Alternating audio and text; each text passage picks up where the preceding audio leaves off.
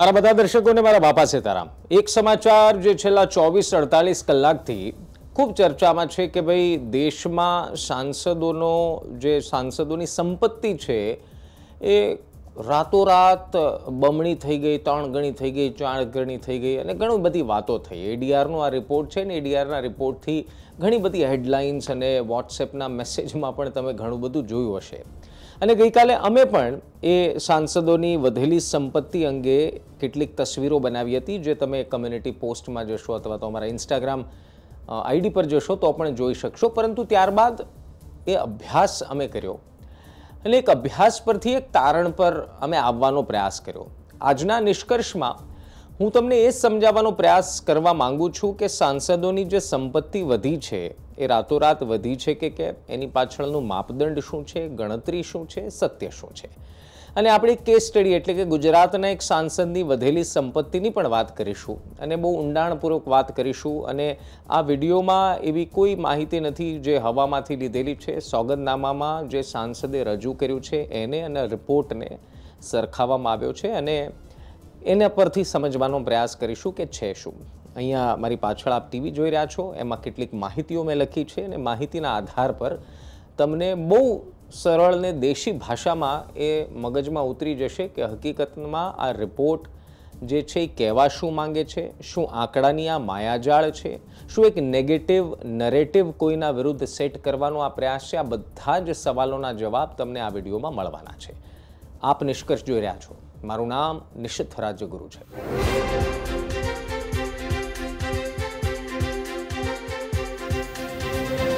સૌથી પહેલાં તો એક વસ્તુ અને બહુ જમીનથી લઈને આપણે ઉપર સુધી ધીરે ધીરે સ્ટેપ બાય સ્ટેપ આગળ વધીશું અને સમજાવવાનો પ્રયાસ કરીશું કે હકીકતમાં છે શું।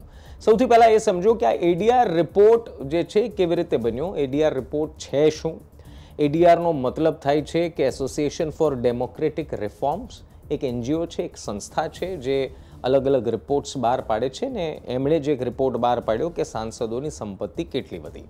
હવે આ રિપોર્ટ બનાવતી વખતે શું ધ્યાનમાં લેવામાં આવ્યું, તો ઉમેદવારો દ્વારા ચૂંટણી સમયે જે દાખલ થયેલા સોગંદનામા છે એનું વિશ્લેષણ કરવામાં આવ્યું। એટલે કે 2014માં, 2019માં અને 2024માં આ ત્રણ માની લો કે 10 વર્ષનો ગ્રાફ લેવામાં આવ્યો છે। તો આ 10 વર્ષની અંદર જે ચૂંટણી આવી, 2014ની લોકસભા, 2019ની લોકસભા અને 2024ની લોકસભા, એમાં જે સાંસદોએ સોગંદનામું રજૂ કર્યું એનો આંક છે।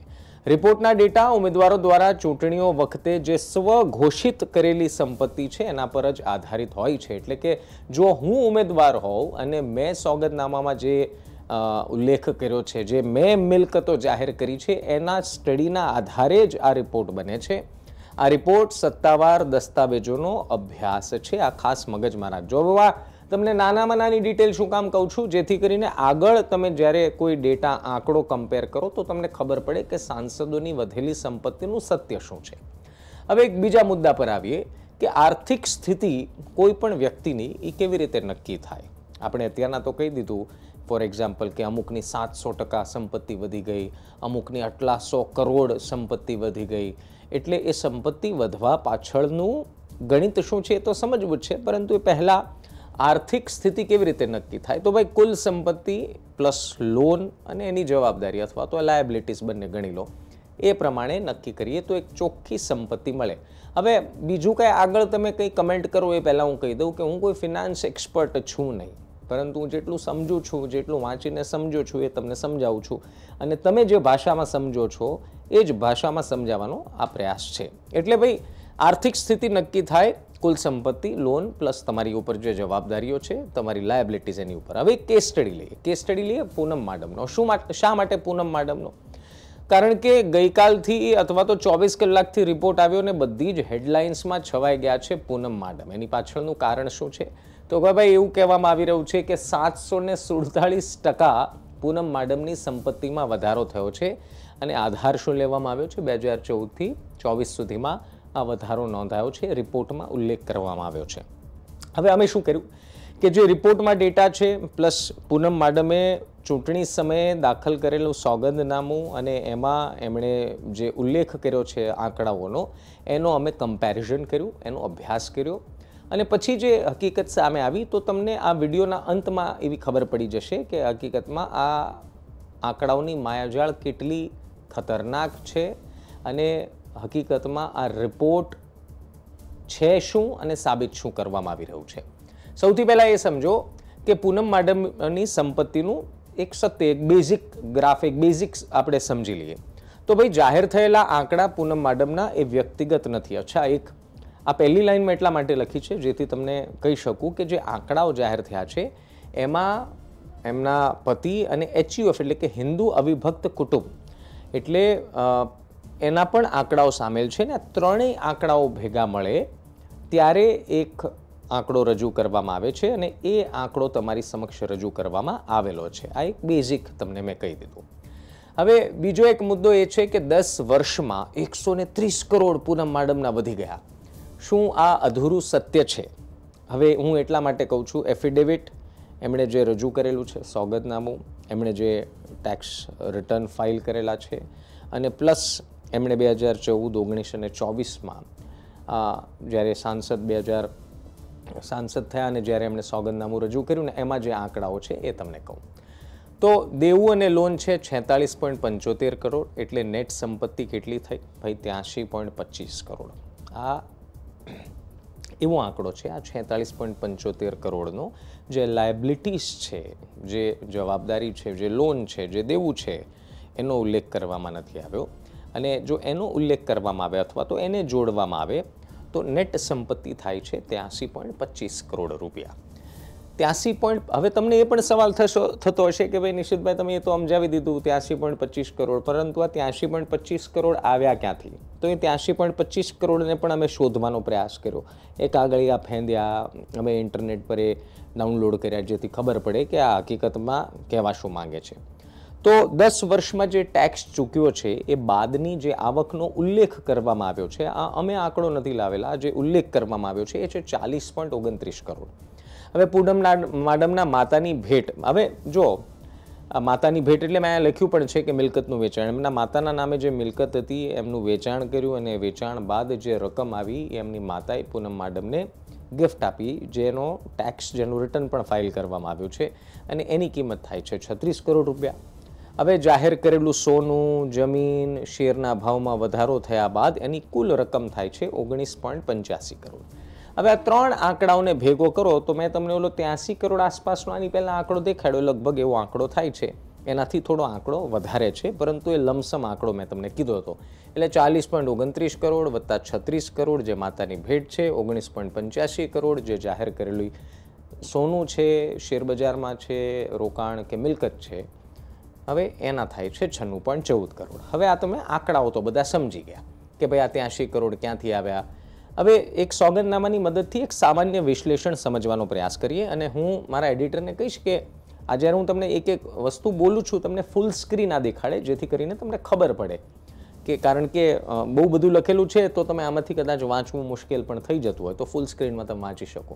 જો એક વસ્તુ સમજો, મોટા ભાગની ખેતીની જે જમીન છે એ કમર્શિયલ મિલકત હોય એ 2014 પહેલાંની ખરીદી હોવાનું સોગંદનામામાં ઉલ્લેખ છે. એટલે એવું નથી કે 10 વર્ષની અંદર કોઈ જમીન ખરીદી છે અને અચાનકથી કોઈક મોટા રૂપિયા આવી ગયા છે અને ક્યાંક એવા ઇન્વેસ્ટ કરી દીધા છે કે જેના કારણે 747% વધારો થઈ ગયો. પહેલી વાત. બીજી વાત, 10 વર્ષમાં જમીનના ભાવ આસમાને પહોંચ્યા છે, એનો પણ ફાયદો મળ્યો. હવે આ જમીન મેં પહેલાં કહ્યું એમ કે પહેલાંથી ખરીદેલી છે મોટા ભાગની. હવે વધારો નવી ખરીદીનો નહીં પણ જૂની સંપત્તિમાં થયેલો વધારો હોઈ શકે. સોગંદનામામાં શેરમાં રોકાણ લાંબા સમયથી કરવામાં આવ્યું હોવાનું દર્શાવ્યું છે, જે સોગંદનામું છે એમાં 2014 પહેલાંનું શેરમાં, બોન્ડ્સમાં. અને 10 વર્ષમાં તમે જાણો છો કે માર્કેટમાં વૃદ્ધિ કઈ પ્રકારની થઈ રહી છે, એનો પણ બેનિફિટ્સ કેલ્ક્યુલેટ કરવામાં આવ્યો છે. 2014 પહેલાં સોનાનો ભાવ આપણે કહી દઉં 28,000 રૂપિયા હતો, જે 2024માં લગભગ એ હતો 72,000 રૂપિયા. અત્યારે તો પૂછ્યા જેવું નથી. એટલે 2014 અથવા પહેલાં ખરીદેલું જે સોનું હતું એના માર્કેટ વેલ્યુ પ્રમાણેનું 2024માં કેલ્ક્યુલેશન કરો તો એ ડબલ નહીં, એનાથી પણ 3 ગણું 4 ગણું થઈ જાય. એ તમને પણ ખબર છે, મને પણ ખબર છે. હવે 10 વર્ષની વૃદ્ધિના 4 માપદંડ સમજી લો કે કેવી રીતે હું આ શું તમને સમજાવવા માંગી રહ્યો છું.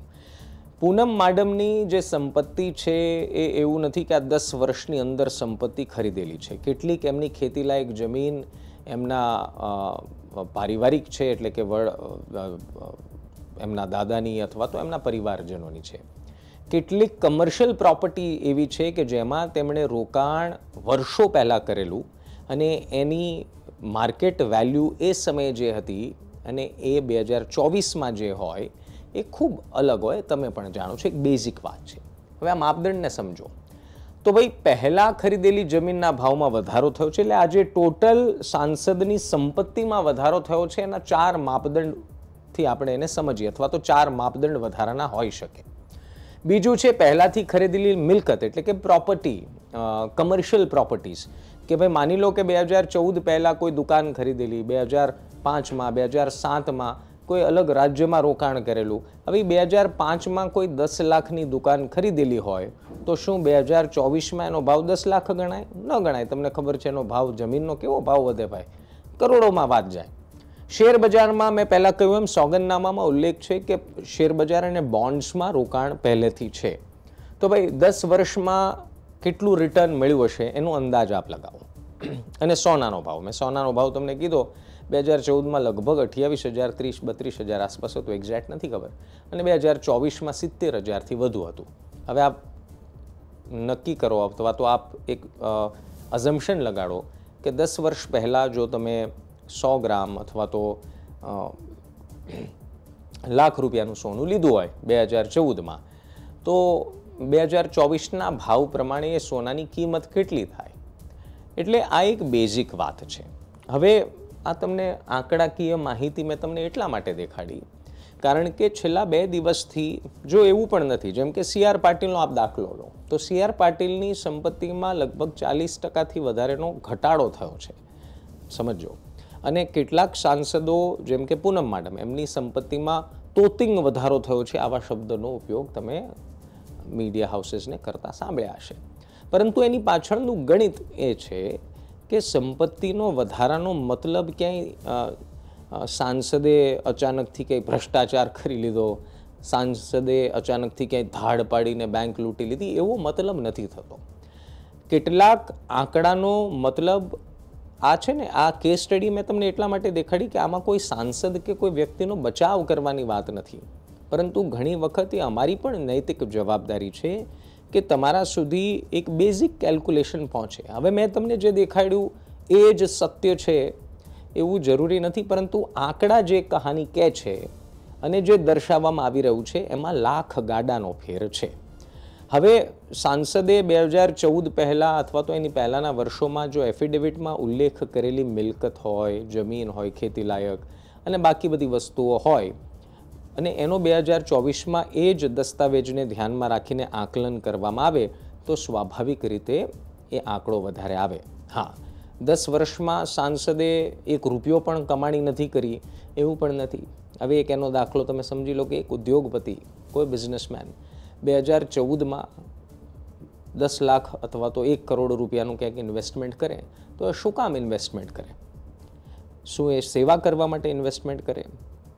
બાપ દાદાની જમીન વેચ્યા બાદ જે રૂપિયા આવ્યા હોય તો દરેક ઉદ્યોગપતિ એ વિચારતા હોય કે આપણે ઇન્વેસ્ટમેન્ટ કરીએ તો એમાંથી કંઈ વળતર મળે.